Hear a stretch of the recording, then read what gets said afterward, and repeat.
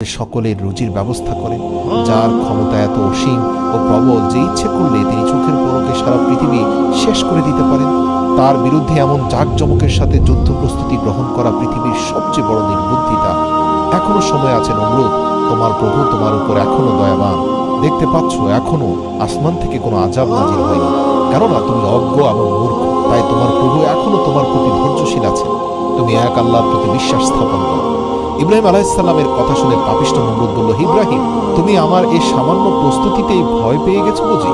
তোমাকে আমি এর আগেও বলেছি, আবারও বলছি, তুমি আমাকে এখনো তোমার খোদার শক্তির মিথ্যাভীতি প্রদর্শন করা বন্ধ করো।